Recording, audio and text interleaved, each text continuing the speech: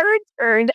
I died laughing. I was like, please, please tell me that there's a stack of penis drawings on my desk for me to look through. But sadly for me, the principal threw them all away.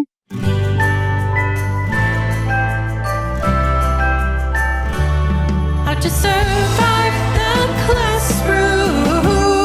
Hey, teacher besties. I am so excited to share with you that my book, They Never Taught Us That, is available for pre-order right now. It is everything inexperienced first-year teachers need to manage the chaos of the modern classroom, including some anecdotes to make you feel a little bit better, because if there is a way you can screw up, I have probably done it. It also has advice on how to build trust with families, how to manage grading and lesson plans and IEPs and everything in between that they never went over in your teacher prep program. They Never Taught Us That is available everywhere right now for pre-order.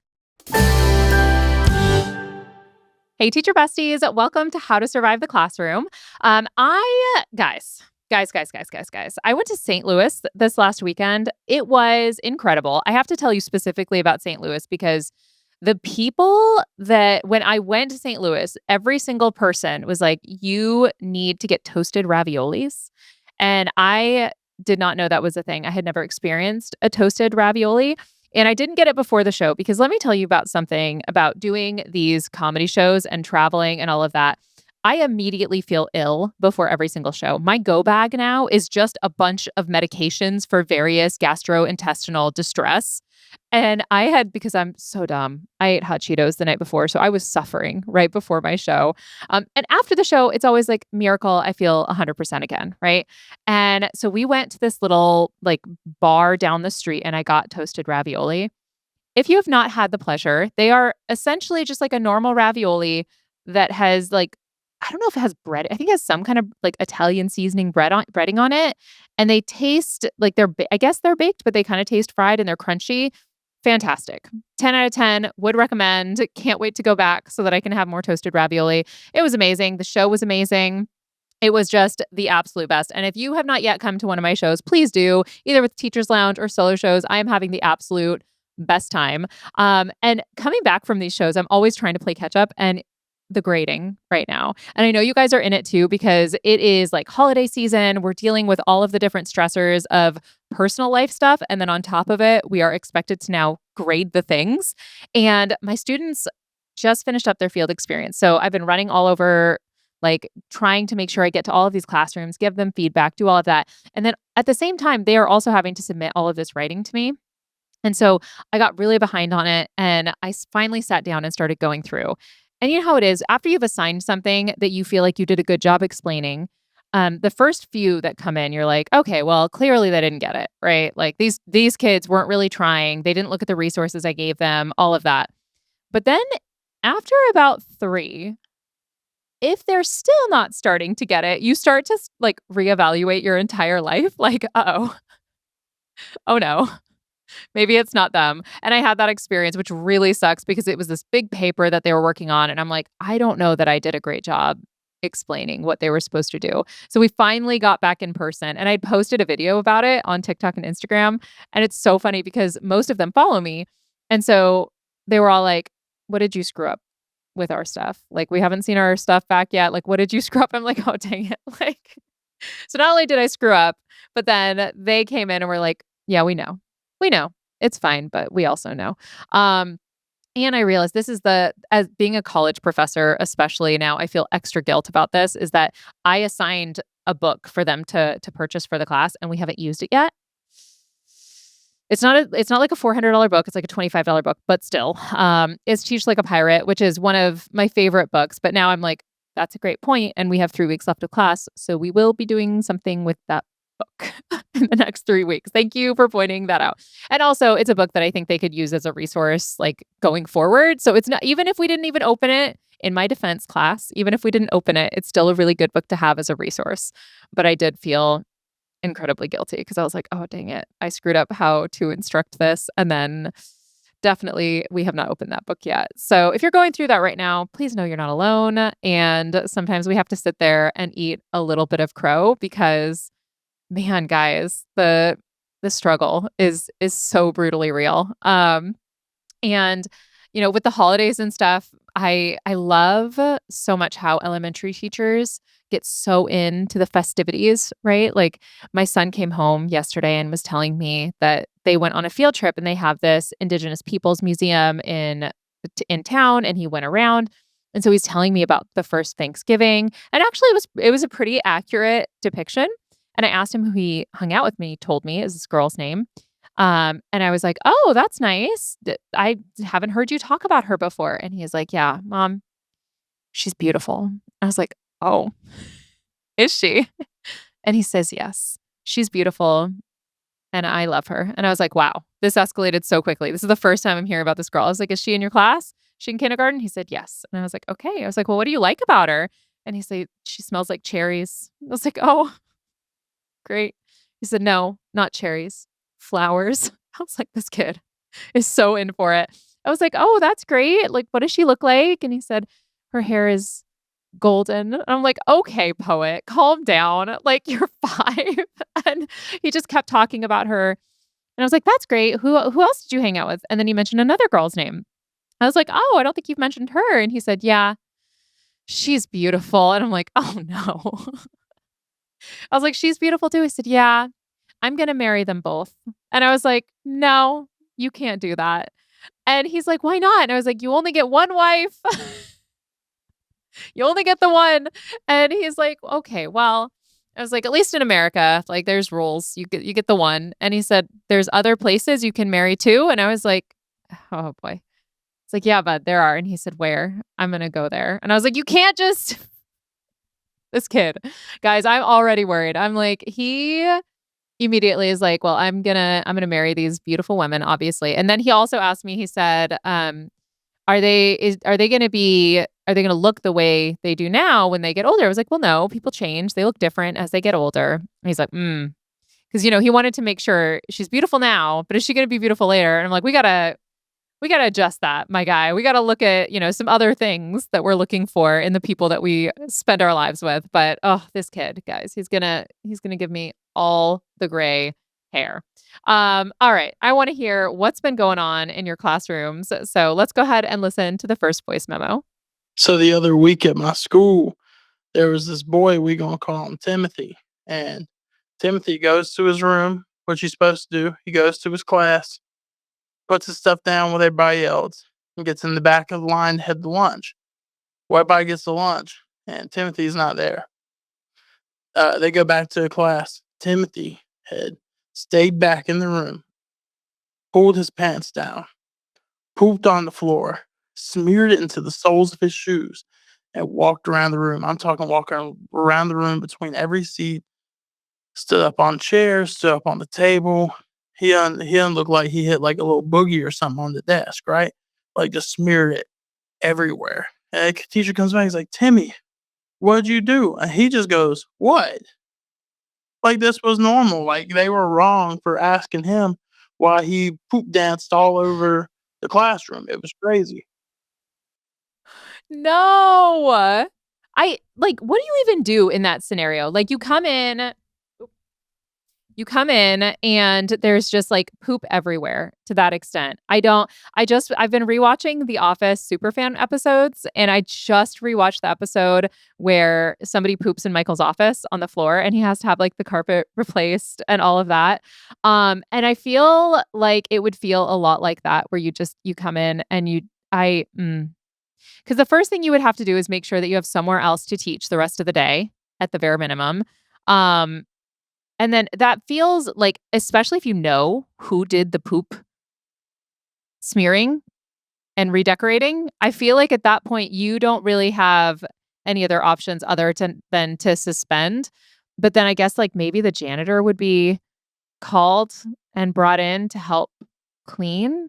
But there's no way. There's guys, like the amount of prep classes that we have taken, all of those little computer-based trainings that say if it's wet or if it's sticky and it's not yours, don't touch it. Like that is like the poop smeared on the walls is absolutely what we've been training for. But I don't think that there's any world in which I would be willing to do that. But then that means that the janitor is going to be the one who has to do that. And I don't think they get paid enough for that either. I just, number one, criminal charges immediately. Like that, there's no way. There's absolutely no way. I also feel like, you guys tell me if I'm crazy on this. I don't feel like kids are pranking the way that they did in like, I don't know, the early 2000s. Like when I was in high school, if you wanted to do a prank, number one, feces generally not involved, unless you cheated on somebody and then maybe someone would poop on your car. But like, I feel like for the longest time, there would be like this fun back and forth prank war of like TPing people's houses. Do people TP anymore?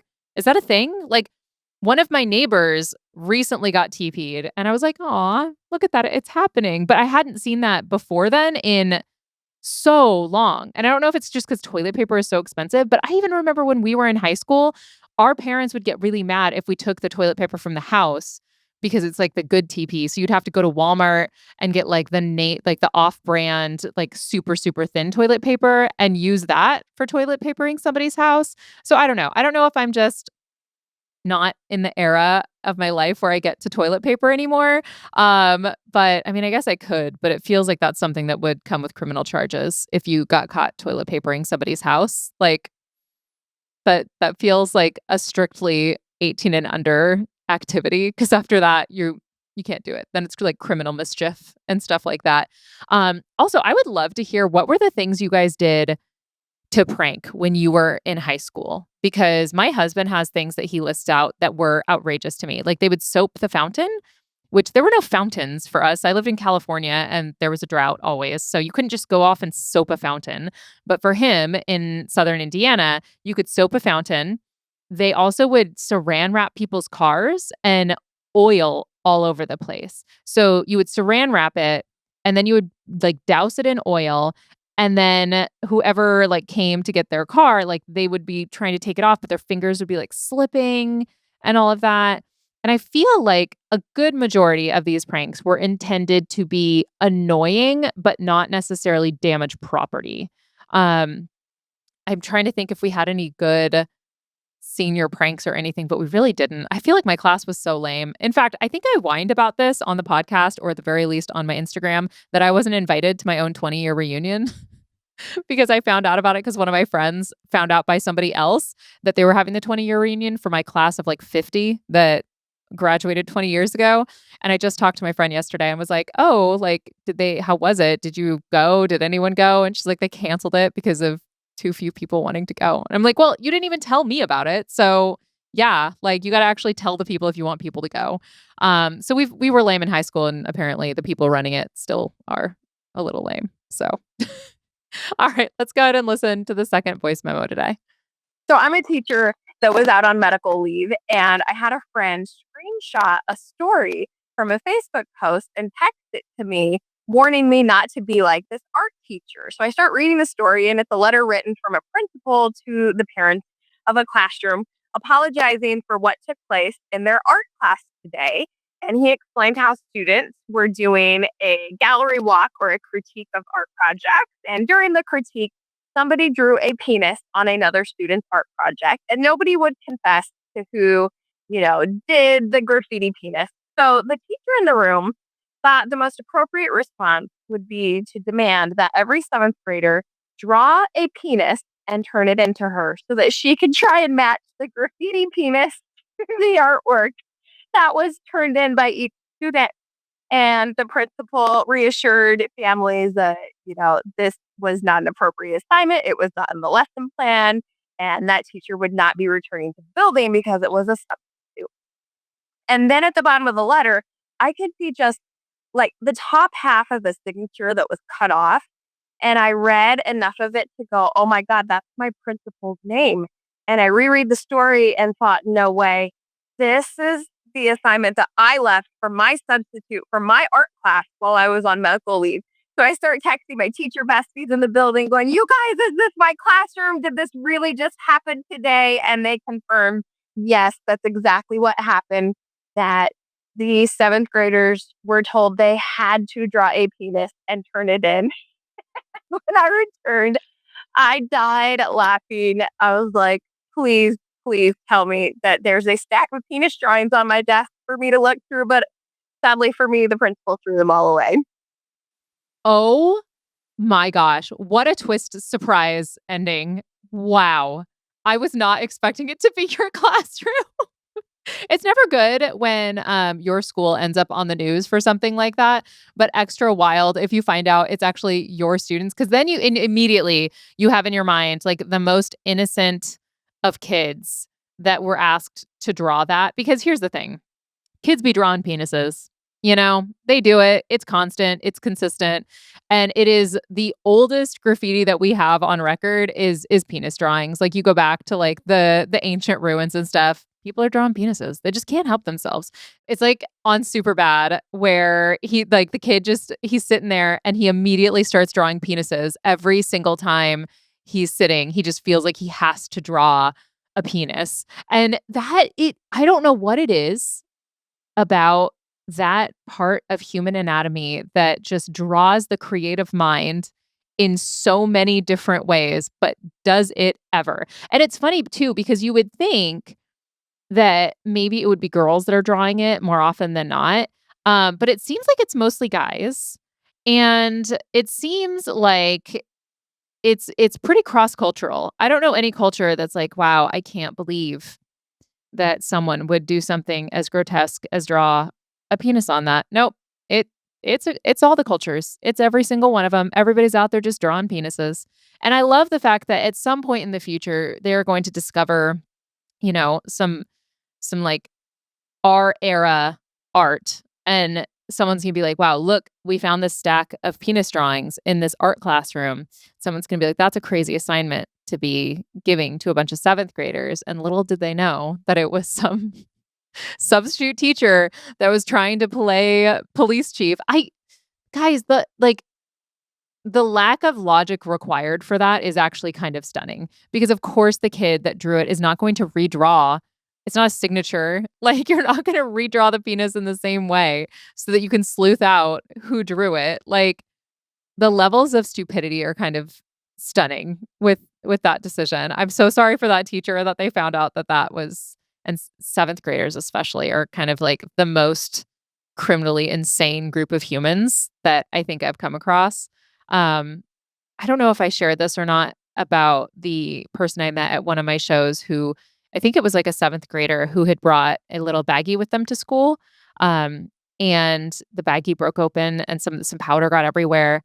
And so this teacher went up to them and was like, what is going on? Like, what is that? That looks like out of a dustbuster. And she's like, it's my grandma.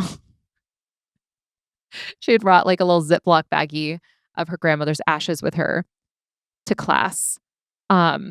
Which is why, by the way, I have so much respect for middle school teachers. I talk about this in my show every time, where like they are the most unhinged people because of what they respond to. And clearly that substitute teacher was unprepared for the wilds of teaching a middle school classroom, because you know better. You don't encourage them to draw penises. They'll be doing it anyways. And if you had just looked at the papers they were already working on, you probably would have been able to naturally match the penis doodle to other existing penis doodles that they have already created on their work. It is consistent every single time. On that really strange note, we are going to take a very quick break. And then when we get back, I will share the hill I'm going to die on and a really cool teaching resource. So we will be right back. Have you ever wondered what I would say if my mother and my administrators weren't watching every single thing I do on social media? Well, that's exactly what my stand-up show is. And I'm going to be coming to a town near you super soon. You can get tickets at educatorandrea.com/tickets.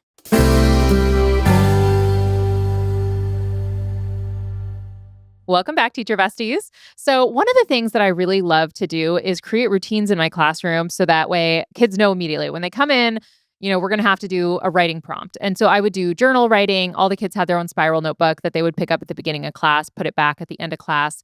And they would always have to respond to some kind of creative writing prompt. And that was great for the first week when I had ideas. And then I get later into fall or winter and I feel like I can't possibly come up with another creative writing prompt. And so I found this resource. It's texthelp.com. And on texthelp.com, they have under their resources tab a bunch of creative writing prompts. So you could just copy and paste that into your slides, into your opening stuff. And that way you don't have to come up with something new. Or you could just kind of take a look and see if there was anything that is already related to the stuff that you're going to be teaching. So for example, some of the things they have is like, what if your pet could only talk to you at midnight for an hour? Like, what if? Would you stay up every night so you could chat with your dog or your cat or your parakeet? Stuff like that. Imagine that you're an astronaut who's been doing research on the moon for 3 years. You're going back to Earth in a week. When nuclear war breaks out on Earth, you watch the Earth explode. Then what? That sounds like so depressing. But also, I know for a fact there are some kids that would come up with some of the absolute funniest responses to that. Like they would come up with some side quests that none of us are expecting. So yeah, check those out. They're very, very creative. Obviously, you can come up with a bunch of prompts using AI and ChatGPT and stuff like that. But for our folks who especially don't prefer to use AI for things like that, this is a really fun resource, and it's texthelp.com/resources. So check that out, and it's free, which we love. Okay. So the hill that I will die on is based on something I just found out, which is that in the state of Indiana, the age of consent is 16 years old. And the hill I'm going to die on is the age of consent across the country should be 18 years old. Okay? Guys, because here's the thing. If somebody is 16 and they're consenting to intercourse with someone who is over 18, and really that's what I'm talking about, right? Is like not the like peer-to-peer stuff and all of that. But like if there is someone who is a legal adult and is hooking up with someone who is 16 years old, like no, absolutely not. No. Right. The fact that, for example, if someone was like 20 and they're dating someone who's 16, that would be consensual and that would be legal in the state of Indiana. But if you decided to take them to dinner across state lines to Illinois, that would be a federal kidnapping charge if you did not get the permission of their parents. Like, guys, let's get it together, okay? And maybe this is because I grew up in California where the age of consent is 18. And of course, there's like nuance to those laws where they have like the Romeo and Juliet law where like, oh, if they are close in age and all of that, like that. Yes. Okay. We understand. We're not idiots. We know there's nuance in conversations like these, but the way it stands in Indiana is if you're 16 years old and you are hooking up with someone who's 20, then that is completely legal. And that is terrifying, honestly. Also, one of the laws in the state of Indiana is that the age of consent kind of goes away once you are legally married. So technically, if you were 14 and you were married to someone who's 25, as long as you're married, then everything is consensual, which is so gross. So that's the hill I'm going to die on. And I think it's really problematic that as I said that, I'm like, I know I'm going to get hate for that, which is insane. If your instinct is to be like, no, we should definitely be able to hook up with 16-year-olds, jail. Immediately jail. And on that note, guys, thank you so much for hanging out with me today. If you have thoughts about what we talked about today, then you can contact me at Educator Andrea or email me, andrea@human-content.com, or you can contact the whole Human Content Podcast family at Human Content Pods. And thank you so much, those of you guys who have left reviews and wonderful feedback. We really, really appreciate it. It helps us find a broader audience. So thank you so much. And our full video episodes are up every single week on YouTube at Educator Andrea. Thank you so much for listening. I'm your host, Andrea Forkham. Our executive producers are Andrea Forkham, Aaron Corney, Rob Goldman, and Shanti Brooke.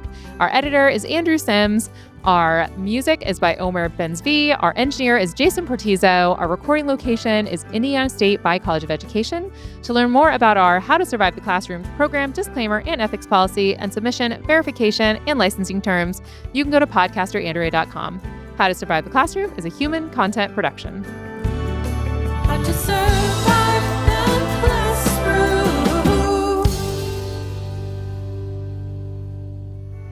Thank you so much for watching. Want more of How to Survive the Classroom? You can watch more episodes right now. Just click on that little box over there. You see it? And if you haven't yet, please subscribe. Okay, bye.